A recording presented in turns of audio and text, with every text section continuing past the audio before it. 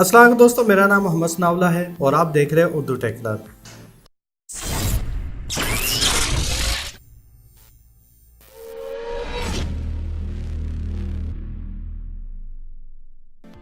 इस वीडियो में बात करेंगे हम 1G, 2G, 3G, 4G, 4G, LTE and 5G की। ये वीडियो ज़्यादा लंबी हो सकती है, मैं कोशिश करूँगा इसे शॉर्ट रखने की, तो इस वीडियो का एंड तक देखिएगा।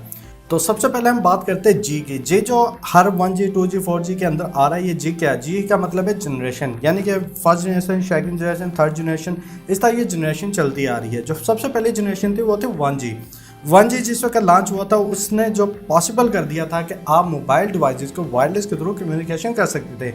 लेकिन 1G के अंदर एक फ्लॉ था, वो ये था कि ये सिर्फ एनालॉग सिग्नल भेज सकता था और रिसीव कर सकता था, ये डिजिटल में कन्वर्ट नहीं करता था, जिसकी वजह से इसकी जो डिस्टेंस थी ये ऑटोमेटिकली कम होगी। तो आप देखते होंगे अगर पुराने फ़ोन उठाएं तो इतने बड़े बड़े उसके साथ एंटीने लगे होते थे। वो एंटीने इस वजह से लगे होते थे ताकि वो सिग्नल प्रॉपर भेज सके और रिसीव कर सके। तो वक्त के साथ साथ हमें ज़रूरियात बढ़ गई, क्योंकि हम इतने बड़े जो फ़ोन थे, तकरीबन एक हाथ जितने बड़े फ़ोन जो थे, वो मोबाइल फ़ोन कह लें या स्मार्टफोन उस वक्त के हिसाब से कह लें, वो हाथ में उठाना बहुत मुश्किल होता था, वज़नी होता था, ले जाने के लिए आपको एक अलग से सेक्रेटरी रखना पड़ता था। उसके बाद 2G इंट्रोड्यूस कराया। 2G इंट्रोड्यूस कराने की वजह ये थी कि ये डिजिटल सिग्नल सेंड और रिसीव कर सकता था, यानी कि आपके एनालॉग वॉइस को चेंज करके डिजिटल में सिग्नल भेजता था, डिजिटल रिसीव करता था, जिसकी वजह से आपकी जो डिस्टेंस है मोबाइल की, यानी कि टावर से आपके मोबाइल की डिस्टेंस है, ये बढ़ने के बावजूद भी आपके सिग्नल ब्रेक नहीं होते थे, आपकी कॉल क्वालिटी अच्छी रहती थी और आपको साफ सुनाई देता था। और इसके अलावा आपके मोबाइल का साइज़ भी छोटा होने लग गया, क्योंकि एंटीना बड़े की जरूरत नहीं पड़ी, तो ऑटोमेटिकली मोबाइल का साइज़ छोटा होना शुरू हो गया। तो वक्त के साथ साथ हमारी वॉइस बेहतर हो गई, सब कुछ हो गया, लेकिन अब हमें इंटरनेट चाहिए था, क्योंकि बहुत से लोग, जिस तरह मेरे जैसे लोग उस वक्त जनरेशन में तो नहीं थे जिस वक्त 2G लॉन्च हुआ था, लेकिन 2G मैंने यूज़ किया है, तो हम लोगों को इंटरनेट मोबाइल पे यूज़ करने की आदत होती थी। जिस तरह नोकिया के पुराने फ़ोन्स के अंदर सैम्पियन ओएस होता था, जिसमें आप मोबाइल पे इंटरनेट आसानी से यूज़ कर सकते हैं, याहू वगैरह मुख्तलिफ मैसेज ऐप। तो ऑब्वियसली जब उन्हें ज़रूरत पड़ी कि इस तरह का कोई काम किया जाए, तो उन्होंने 2.5G लॉन्च किया। 2.5G के अंदर उन्होंने डाला GPRS की वजह से आप जो थे ईमेल वगैरह, ब्राउजिंग वगैरह कर सकते थे, लेकिन उसकी स्पीड जो थी 56 से लेकर 64 kbps थी, यानी कि मुश्किल से आपको 5 kbps डाउनलोडिंग स्पीड मिलती थी। तो उसके बाद उन्होंने निकाला एज जो था 2.7G पे था और उसकी स्पीड जो थी 170 kbps, यानी कि 17 से 18 और तकरीबन इतनी स्पीड आपको इजीली डाउनलोडिंग मिल जाती थी। तो ये था 2G का बैकग्राउंड। अब बात करते हैं हम 3G की। 3G जब लॉन्च हुआ था, वो उसकी वजह ये थी कि 2G की जो स्पीड थी बहुत कम थी, यानी कि 170 kbps में आप क्या कर सकते हैं, आप इवन के वीडियो कॉलिंग तो बहुत दूर की बात, वॉइस कॉलिंग भी अगर करना चाहें तो तकरीबन पॉसिबल नहीं होती।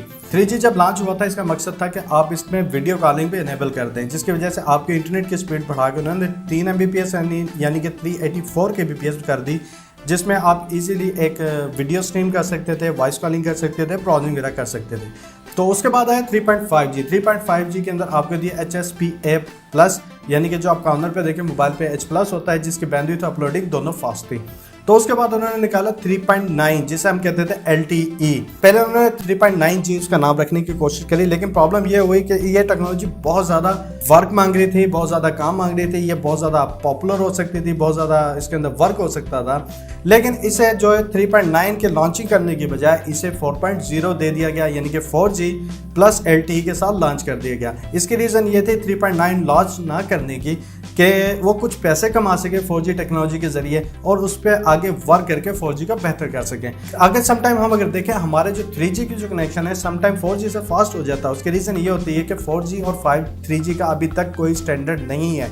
बहुत सी कम्युनिकेशन सर्विसेज किसी भी स्टैंडर्ड को फॉलो नहीं करते। वो 3G की स्पीड पर 4G का साइन लगा के भी आपको भेज सकती है, 4G की स्पीड पे 3G का साइन भी लगा के आपको भेज सकती है, क्योंकि ना तो 4G अभी तक कंप्लीट कर सके जो उसकी डिमांड थी, मींस कि उसके 4 Gbps को टच करना था, लेकिन अभी तक कोई भी कंपनी उसको टच नहीं कर सकी। कि जोंग के ऊपर मुझे 86 समथिंग Mbps डाउनलोडिंग मिली है। पाकिस्तान के अंदर भी देखें जोंग, यूफोन, टेलीनॉर वगैरह, इनकी स्पीड डिफरेंस है। क्यों डिफरेंस है? फॉर एग्जाम्पल जोंग मुझे 86 Mbps भी समटाइम देता और समटाइम मुझे 3 Mbps नहीं देता, या तो उस वक्त लोड होता है या उनके पास जो है उतने बैंडविड्थ उन्होंने ओपन नहीं की हुई। तो इस वजह से इसका कोई स्टैंडर्ड अभी तक नहीं फॉलो करे कोई भी टेलीकम्युनिकेशन कंपनी। 4G लॉन्चिंग करने का मकसद भी यही था कि आपको जो है अच्छी कम्युनिकेशन, अच्छी वॉइस, अच्छी वीडियो, अच्छी इंटरनेट की स्पीड मिल जाए। LTE लॉन्च करने का मकसद भी साथ यही था कि LTE जो है नेक्स्ट लेवल की टेक्नोलॉजी थी, यानी कि लॉन्ग टर्म एवोल्यूशन थी, और ताकि वक्त के साथ साथ इसको बेहतर करते जाएँ, अच्छा करते जाए। लेकिन अभी तक स्टिल डेवलपमेंट में 4G और LTE। तो अभी तक अगर मेरी बात आपको यकीन नहीं आ रहा, तो अगर आप देखें LTE को, अभी तक इसकी कैटेगरी मुताबिक कराई जा रही है, जैसे कैटेगरी 5, 6, 7, हो सकता है 8, 9 भी इन फ्यूचर आ जाए। और साथ साथ अभी 5G पे भी वर्क शुरू हो गया, जिसका मकसद है कि 5 Gbps की स्पीड उसके अंदर डाली जाए, यानी कि गूगल फाइबर या कोई भी फाइबर इंटरनेट स्पीड से ज़्यादा आपको वायरलेस टेक्नोलॉजी पे नेट मिल सके। लेकिन 2020 से पहले ये तकरीबन आपके सामने आना नामुमकिन है। अभी स्टिल डेवलपमेंट में इस पर वर्क हो रहा है। तो दोस्तों, ये थी आज की वीडियो। उम्मीद है आपको पसंद आई होगी। अगर आपको ये वीडियो पसंद आई है, इस वीडियो को लाइक करें, चैनल को सब्सक्राइब करें। मिलते हैं किसी नेक्स्ट वीडियो के साथ। जब तक के लिए इजाज़त दीजिए। अल्लाह हाफिज़।